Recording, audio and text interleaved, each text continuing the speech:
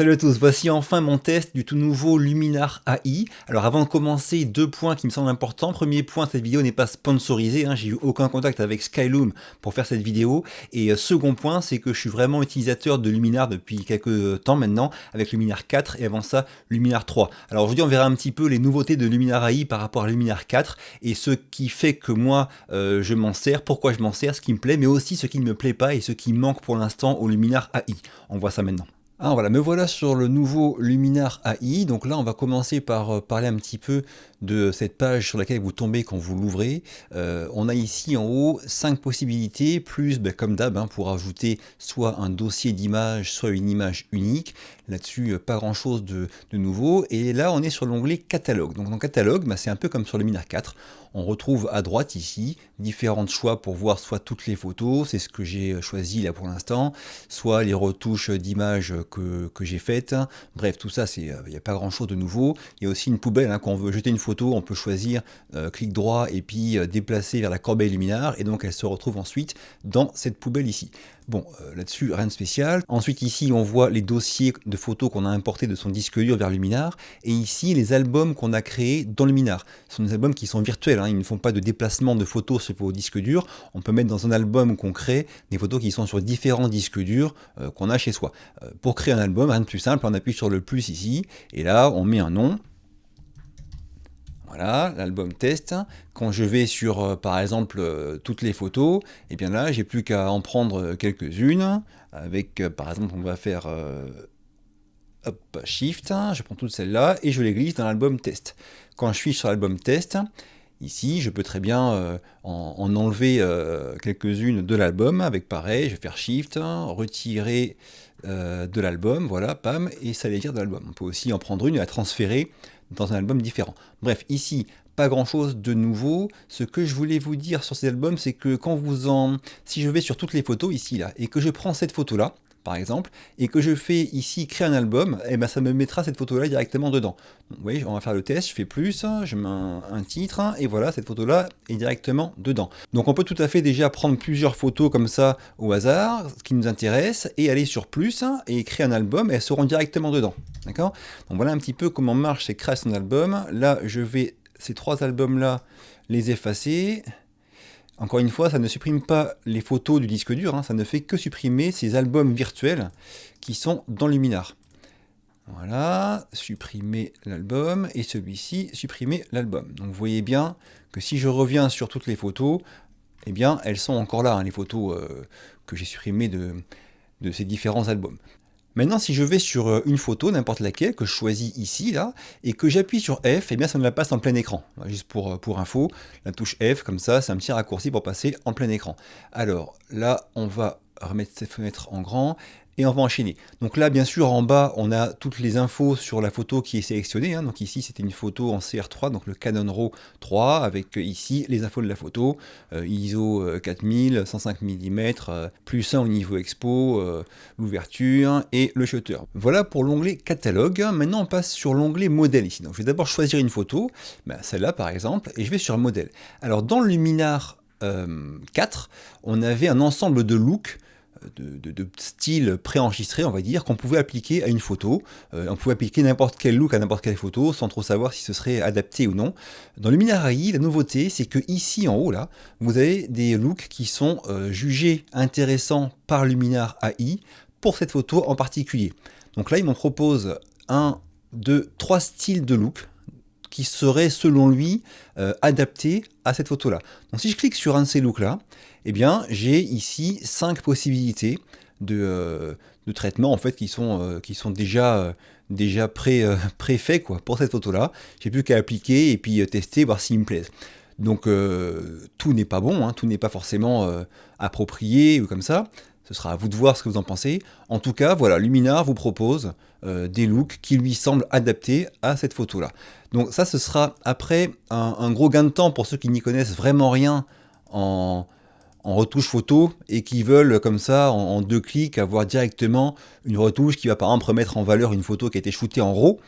Et bien là, on pourra rapidement avoir des trucs sympas. Celle-ci, par exemple, elle est pas mal, correction douce.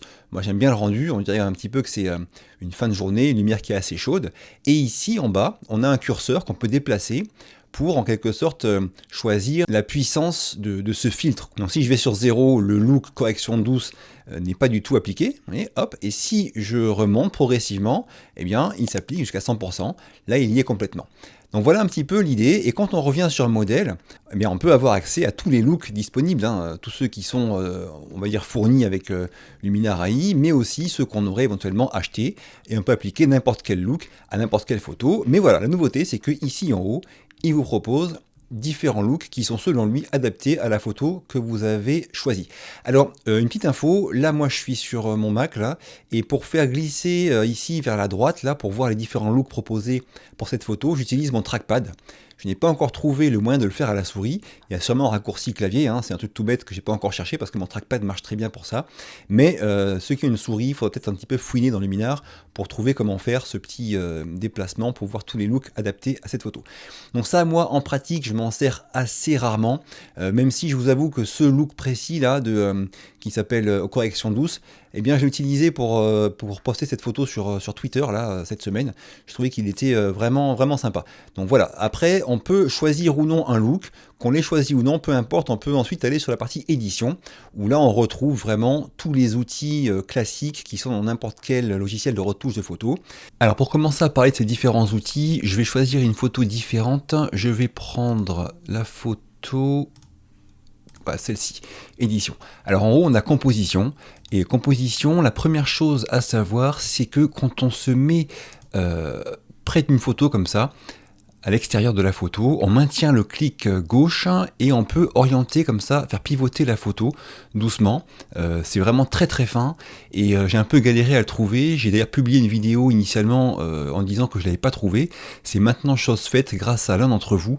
Donc je corrige cette vidéo en mettant cette fois-ci la bonne info. C'est comme ça qu'on peut pivoter une photo et c'est vraiment un outil qui est indispensable pour moi, hein, parce que très souvent j'ai besoin de corriger l'horizon, on va dire, de le rendre plat et c'est vraiment comme ça qu'on doit faire. Ensuite on retrouve le reste des outils habituels, hein. On peut modifier, alors je fais entrer pour valider ce que j'ai fait comme modification, on peut modifier hop, le ratio, hein, si je veux faire un post Instagram, je vais le mettre en 4/5 par exemple, puis après on peut bouger la photo pour la placer comme on veut. Ici bien sûr on peut trafiquer la taille de la photo si on le souhaite pour placer l'horizon sur une ligne de tiers par exemple. Voilà, là je serais pas mal avec le Carlton ici si c'était le sujet de la photo sur l'intersection de deux lignes de tiers. Tout ça je m'en sers pas trop, c'était juste pour vous montrer que le point important ici c'est vraiment ce que j'ai montré au début, à savoir faire pivoter une photo facilement avec cette petite flèche double qui apparaît quand on clique sur l'onglet composition, comme ça là, voilà. Donc je vais reprendre la photo du début, celle-ci là, et ici on va toujours travailler la photo dans cet onglet édition. Ici c'est l'outil effacer qu'on retrouve. Comme sur Luminar 4, hein, il marche très bien. Si je veux effacer des oiseaux, il n'y a qu'à faire un trait, ça marche très bien, c'est très fluide.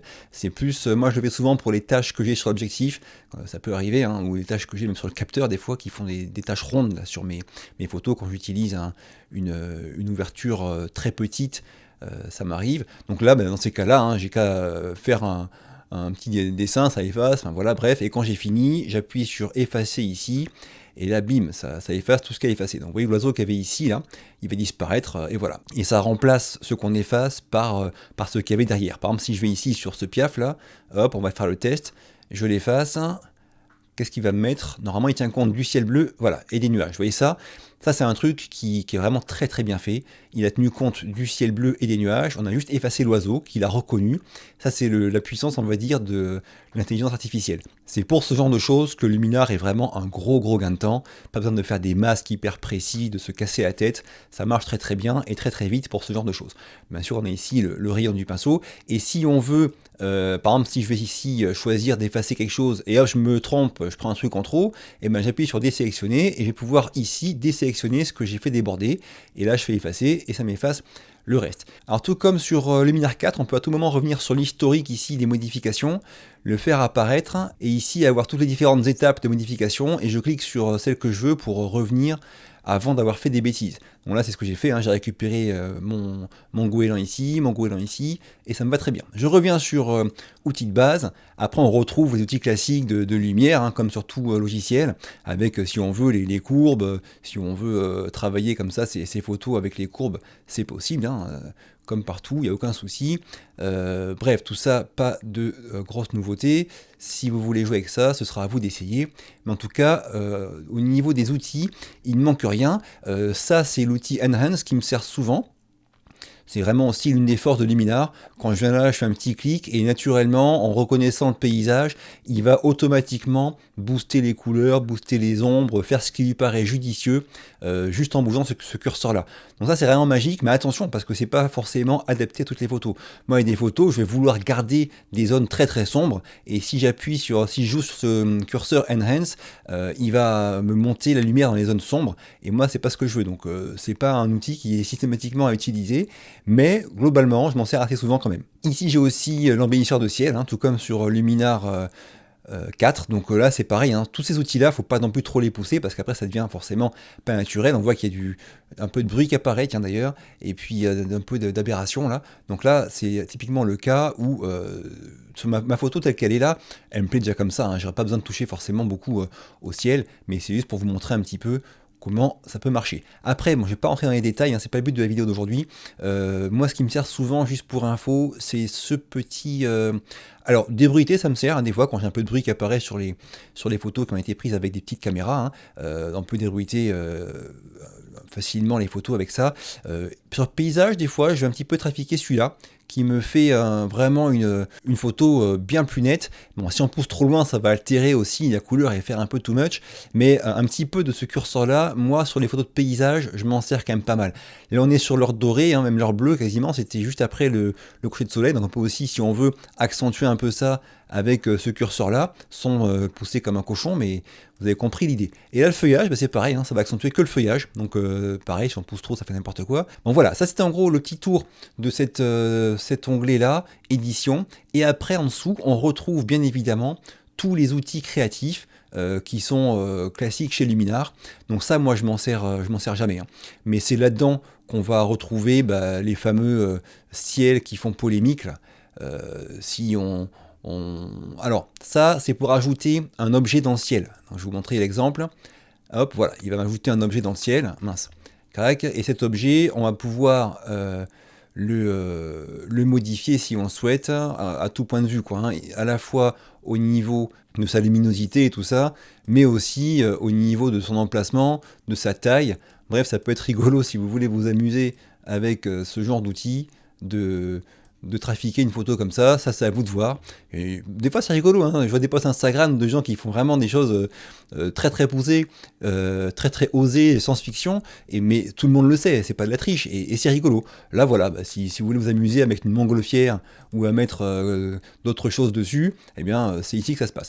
Et c'est aussi là qu'on va retrouver le remplacement de ciel, avec les fameux ciels Luminar qui prendraient des plombes à faire avec un Photoshop, mais là en 3 coups de clic, c'est fait, et c'est aussi ce qui fait beaucoup polémique, parce que là on n'est plus sur de la simple retouche, hein, on est sur carrément on a trafiqué la photo, hein. Mais bon, ça je vous laisse voir ce que vous en pensez. Moi en tout cas, ça je ne m'en sers quasiment jamais, hein, sauf vraiment quand je veux m'amuser, et auquel cas c'est vrai que c'est très rapide de le faire, mais je vais revenir sur ma photo sans avoir trafiqué tout ça. Et on va passer sur un portrait. Là, je vais prendre ce portrait-là. Ici, il est... Voilà. Et on va revenir sur ici l'outil portrait pour s'amuser un peu avec. Alors le visage, vous voyez, on peut ici monter la lumière du visage. C'est pareil, hein, si c'est possible de faire ça sur Photoshop, mais il faudrait faire un masque, ce serait vraiment très très long. Là, il le fait directement, donc c'est quelque chose qui est assez sympa. Si on veut mettre un peu de peps au niveau lumière sur un visage qui est à contre-jour, comme c'est le cas ici, eh bien c'est possible. Sur les yeux, là, on peut s'amuser, hein, à faire n'importe quoi. C'est pas ce que je vais faire, hein, c'est juste pour vous montrer un petit peu ce qu'on peut faire au niveau de la peau. Donc là, par exemple, si je veux effacer tout ce qui est imperfection, vous voyez là, eh bien... quantité. Donc ça va vraiment lisser. Alors, si je zoome, vous voyez, ça lisse un petit peu tout ce qui est imparfait sur un visage. Et alors oui, ça fait apparaître un effet un petit peu plastique, hein, mais en mettant un petit peu comme ça, on peut mettre en valeur un petit peu un visage facilement. Donc là, je vais revenir sur les outils de base pour cette photo, juste pour vous remontrer à nouveau le AI Enhance. Voilà, on va pouvoir gagner un petit peu en tout, en une fois, hein, en luminosité, en couleur rapidement, embellir un peu le ciel. Voilà, vous voyez, on se rend compte que c'est un peu too much sur le visage, mais bon, vous avez compris le principe. En tout cas, voilà, moi, tous ces outils-là, je m'en sers quasiment jamais. Ça m'arrive sur un visage de légèrement venir trafiquer là, mais pas autant que ce que j'ai fait là. Là, j'y suis allé vraiment comme un cochon pour vous montrer. L'idée, c'est que c'est des choses qui ponctuellement sont utiles, qui prendraient beaucoup plus de temps à faire sur d'autres logiciels. Et c'est vraiment ça la force de Luminar. Donc moi c'est vraiment pour ça hein, que j'utilise Luminar, c'est un gros gain de temps. Quand on sait comment ça marche, quand on sait où sont les outils, eh bien il n'y a qu'à venir directement, qu'on veuille prendre un modèle ou non, un petit coup de enhance sur des photos de paysage, et tout de suite on a un truc qui est beaucoup plus sympa et qui donne vraiment du peps à la photo. Et moi ça me suffit en tout cas pour des retouches rapides, pour des posts Instagram. Alors encore des petits points rapides mais utiles je pense. Quand vous trafiquez des paramètres sur l'édition d'une photo, et bien après, devant le paramètre qui a été touché, un petit point apparaît. Donc comme ça, on peut voir rapidement tous les paramètres qu'on a modifiés sur la photo. De la même manière, si je vais appliquer un modèle, un look à cette photo, par exemple le look nuage illuminé, bon, ça c'est un peu too much, mais bon, c'est pour l'exemple, je reviens sur édition, et là je vais voir tous les paramètres avec des petits points devant qui auront été impactés par l'application de ce look, de ce modèle. Voilà. Second point, si je veux copier cet étalonnage, enfin cette retouche on va dire, il n'y a qu'à venir dans Ajustement, copier avec Pomme C sur Mac par exemple, et on peut très bien venir après les appliquer sur une autre photo. Ajustement, coller, hop, et là il m'a collé les mêmes ajustements que celle d'avant. Ensuite, un autre point qui est intéressant, c'est qu'ici bien sûr on peut à tout moment venir sur les trois petits points et tout réinitialiser pour revenir à la photo de départ. Je continue là-dessus rapidement. La partie pro, c'est ici qu'on trouve le tampon de duplication notamment. Il était rangé ailleurs, si je me souviens bien, dans Luminar 4. Mais en tout cas, c'est là qu'on peut faire des duplications de choses sur l'image. Ici, on a l'onglet masquage local. On retrouve les masques qui sont là, qu'on peut ajouter. J'en ai fait des vidéos sur Luminar 4 et c'est la même manip sur Luminar AI. Voilà pour ces différentes choses dont je voulais vous parler. Et notez aussi que je mets sous la vidéo un lien d'achat de Luminar AI. Ce lien, il va inclure très souvent des réductions grâce à mon compte, on va dire. Et ces réductions, en fait, elles sont mises à jour. Hein. Dès qu'il y a des nouvelles offres qui apparaissent dans une semaine, un mois, 2 mois, 6 mois, eh bien, le lien qui sera sous la vidéo tiendra compte des meilleures offres du moment pour l'achat de Luminar AI. Notez que pour l'instant, Luminar, que ce soit Luminar 4 ou Luminar AI, ne prennent pas en charge les photos 360. Donc on peut travailler une photo non assemblée comme celle-ci, on peut aussi importer et travailler une photo au format écrit rectangulaire, mais on ne pourra pas avoir d'affichage en 360 et donc on ne pourra pas masquer proprement un monopode.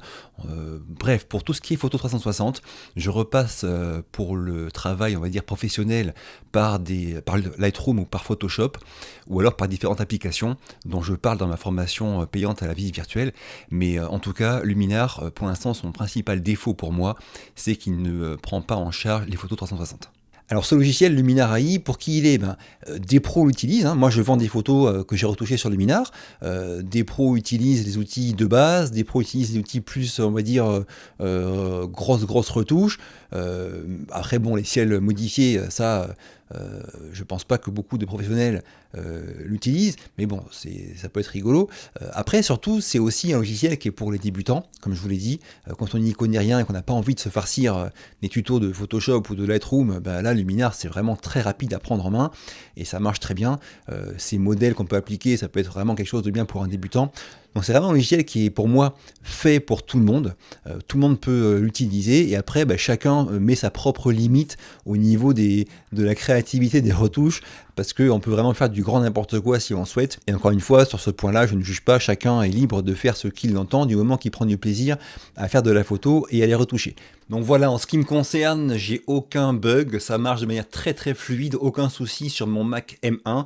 Le Luminar 4 avait un petit peu des fois des soucis d'optimisation, de rapidité sur certains appareils, ça n'a pas été le cas chez moi. Je ne peux pas garantir de la manière dont il marchera chez vous, en tout cas chez moi, sur mon Mac M1, aucun souci. Voilà, j'ai fini pour aujourd'hui, ça vous a été utile, un petit pouce bleu, pensez à vous abonner, ça m'aide beaucoup. Je vous quitte, à très vite et d'ici là, bougez-vous purée, bougez-vous.